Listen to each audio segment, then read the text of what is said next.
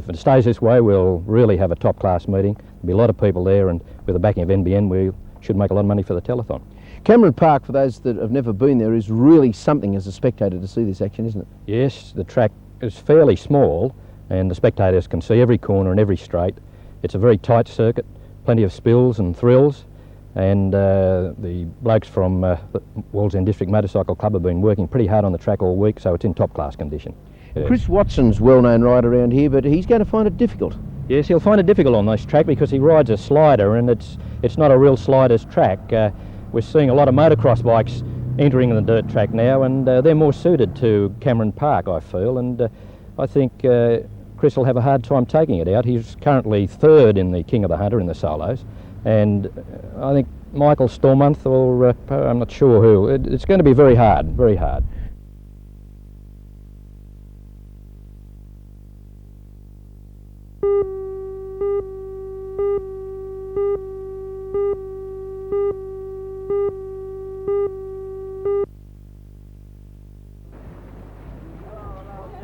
Since 6 this morning, members of the Newcastle Surf Lifesaving Club and the East End Board Riders have been doing their bit to raise money for the telethon. Thank you very much. The swim-a-thon will continue until 6 tonight, and everyone is invited to come along and swim or bring donations or sponsorships.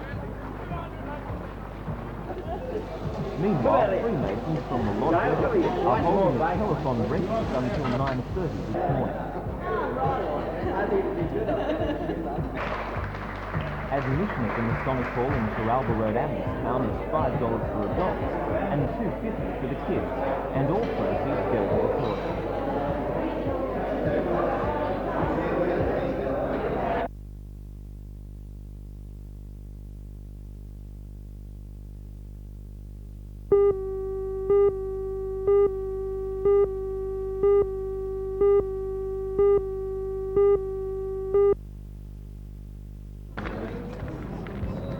The bike-a-thon began rolling at 8:30 this morning and finished at midday. More than 70 riders of all ages each tried to cover as many laps as possible in 1 hour. The event was organised by the Charles County United Church, and they were helped by some local public At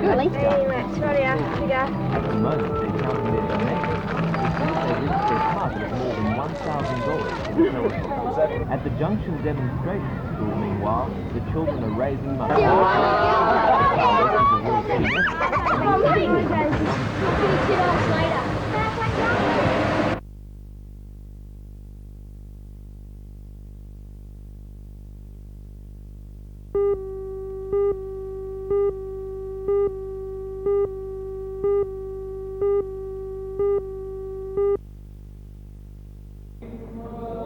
The St. Demetrius Greek Orthodox Church in Hamilton was full for the service marking Greek National Day.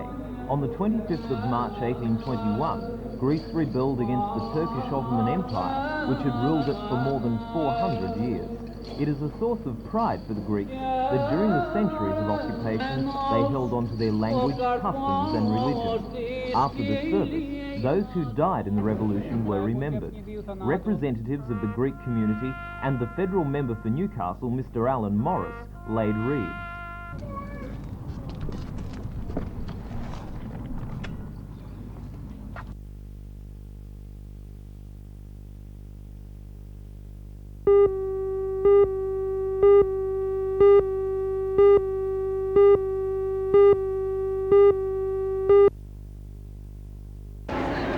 The home care workers were protesting over their working conditions and what they claim has been obstruction in the public service board. They say social workers doing comparable work outside the home care service are earning more money, and they want to know why. They've suggested that with 98% of the home care workers being women, it could be a form of discrimination. But the service has been operating for 40 years. So why have the workers waited? Why haven't you got an award before now? Why haven't you joined a union? Basically, since 1980, there's been 3 unions trying to claim coverage of the home care service. This has gone backwards and forwards in the courts. In 1982, the Premier stepped in and said that the Home Care Service Board could not make any decisions without the concurrence of the Public Service Board. The Public Service Board, in fact, we feel are being obstructive. They've used quite a few threshold arguments against home care getting an award, whereas at the same time they are representing us in the industrial negotiations. And a spokesman for one of the unions fighting for coverage of the home care workers, the Miscellaneous Workers Union, said the battle is nearly won, and is confident it will represent those.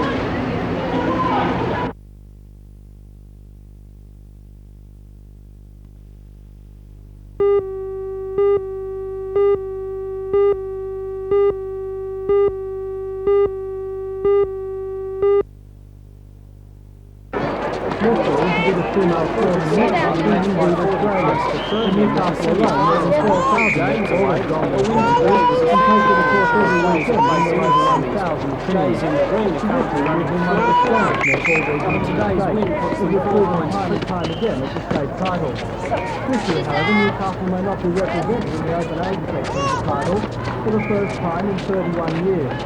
The problem is the team has no coach, and with 1 day before nominations close for the position, netball officials are hoping for an 11th-hour solution to the problem. Netball Association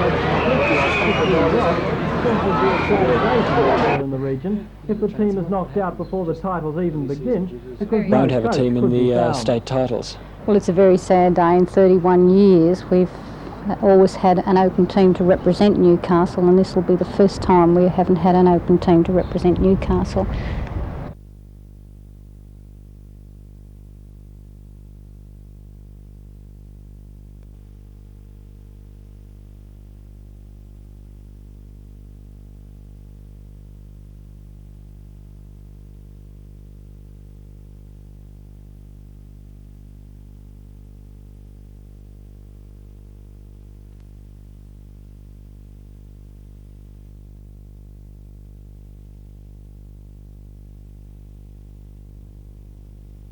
Helicopter. The cause of the fire is still under investigation tonight, but Mount Baldy will be closed for at least the next 2 weeks. A 13-year-old boy died tonight following a boating accident in the Santa Barbara Channel. About a dozen people, mostly Australian tourists, were on a trip to the Channel Islands when the accident happened. The vessel capsized, spilling everybody into the water. 9 made it to shore. 3 others were found under the capsized hull after it was dragged to shore. They were found entangled in debris under the boat. Rescuers dug them out of the sand, gave them first aid. They were rushed to St. John's Hospital in Oxnard. Annette Cush and her son Alan, still listed in serious condition tonight. 13-year-old Daryl Cush died of his injuries about 8 o'clock tonight. The Cush family is from Newcastle, Australia. And just ahead tonight, Dallas Rains has a weather forecast.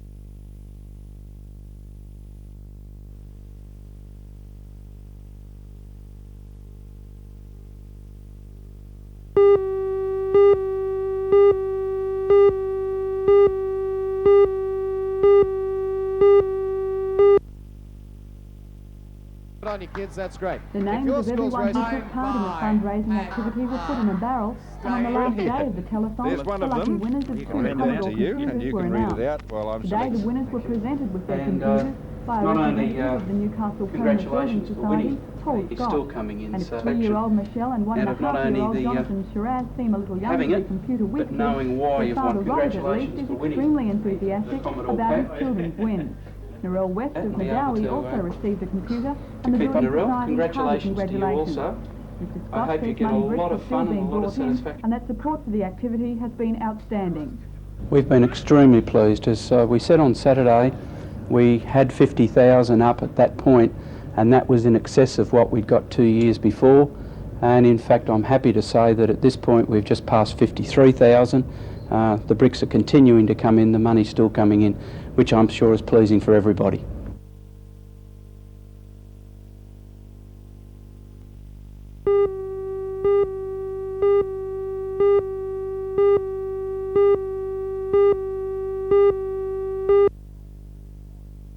Five down to 1, I think, and we are leading by 2 or 3 points at the moment, which we're looking forward to trying to win. Tomorrow night. Pine has proven almost unbeatable at the Motordrome this season, and his second placing in the Nationals in Brisbane has confirmed his outstanding form. Much interest will also be centred on the performance tomorrow night of current Tasmanian champion and former national champion Jim Cook, seen here winning the recent Valvoline 100-lap classic at Liverpool. He'll be up against local stars in Pine, Roger Clark, Graham Wilford, Paul McHugh and Don McEwen in the big 150-lap event. The port events for the Grand National Sedan Championship have been programmed for Formula 500 speed cars, super sedans, hot rods, street stocks and stock cars, making it an all four-wheel night of racing.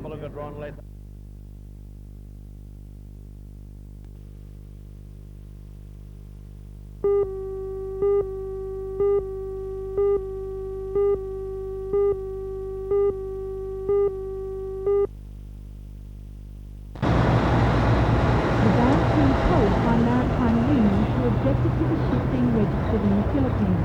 They also objected to the Filipino crew, demanding the use of an Australian crew and ship. The ship has been contacted to export outbound aluminium ingots for Newcastle Labour. However, after a series of bans by the Seamen's Union, the Institute of Maritime and Power Engineers and the Electric Service Board, loading was effectively averted. At 10 o'clock this morning, the Maritime Union lifted the ban, enabling the loading of 5,200 tons of aluminium to be used.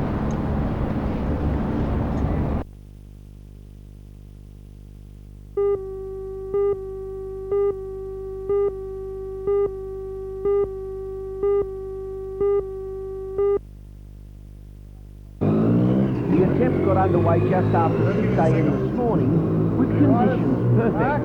Fine, cool and no wind. Quite the opposite of 10 years ago when Rob Hadley and Steve Garlick failed. Great assistance from traffic police made it possible to avoid hold-ups at traffic lights. So it was a matter of man and machine against the clock, and things went smoothly, but it was no pushover.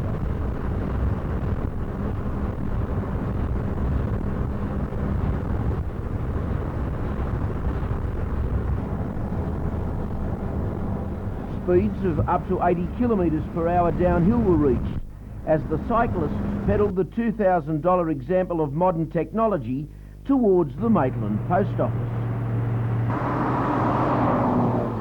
At about 6:45, the record had been re-established at 43 minutes 51 seconds, and about 5 minutes had been cut from the old mark. But not without some pain for the pillion rider Rob Hadley, who had the hot, cramped position to contend with. We got a terrific run through with the police, the lights and that, and all our helpers on the motorbike.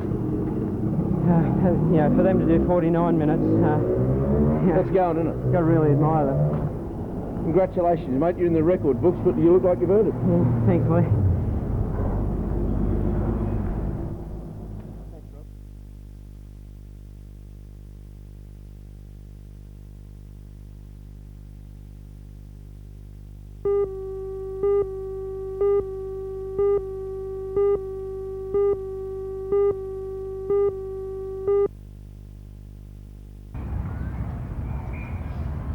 It was a fitting result to end the career of former Australian all-rounder Gary Gilmore, who limped his way out of the game today.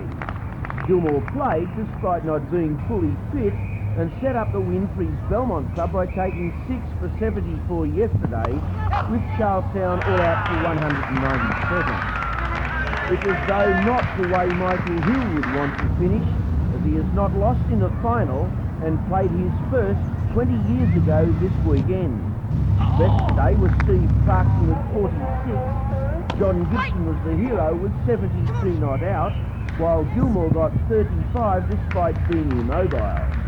Best of the Charlestown bowlers was Wayne Fowler with 4 wickets for 80 runs. It was a close fought final, but sad to see 2 great local players bow out.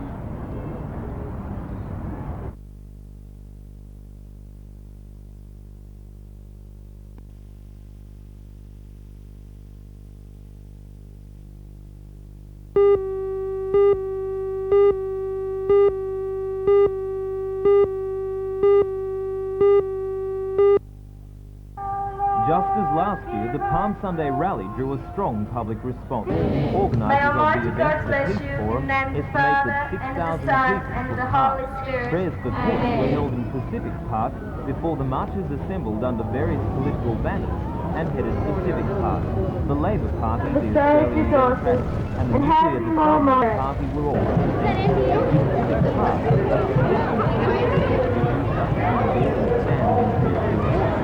and the military build-up of the superpower.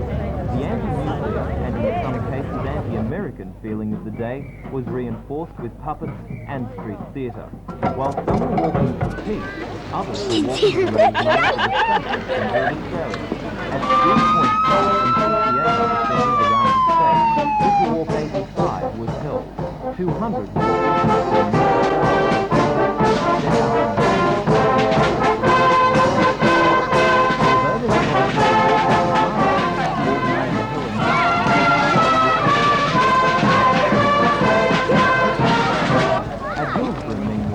more than 180 riders and their horses took part in an inter-club competition.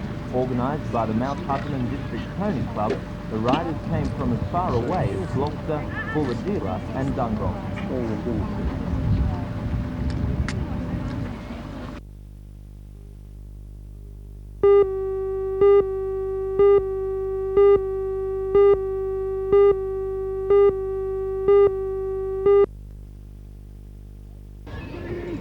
Over the years, practically since its inception, rugby league has been the major football code in the state.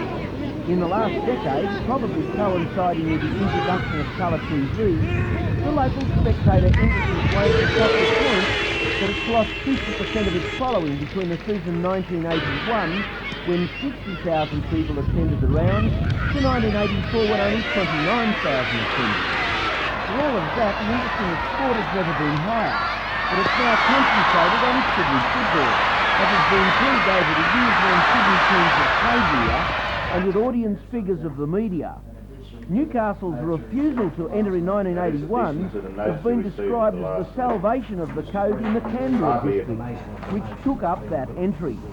No matter what is decided tonight, the final decision will be made by the New South Wales Rugby League, who must be satisfied that the area will not only be competitive, but financially viable.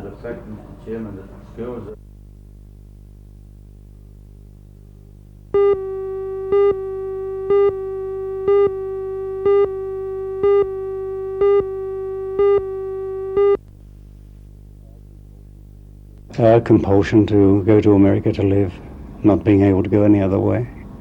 And you were a yacht builder?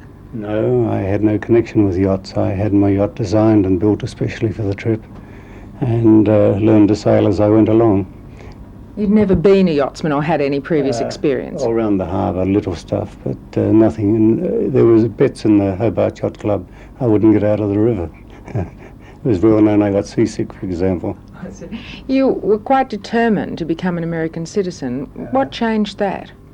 Having attained what I set out to attain, I had the perspective established.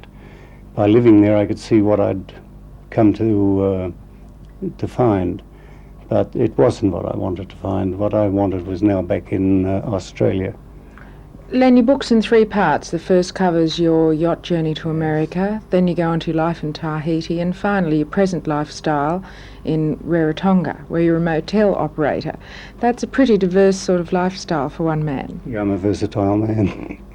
And of all those 3 things, where have you finally found your golden window? I think I found it where my family is. It doesn't matter where the place is. I think it's being part of a family. That's when you find your golden window, you get a happy family.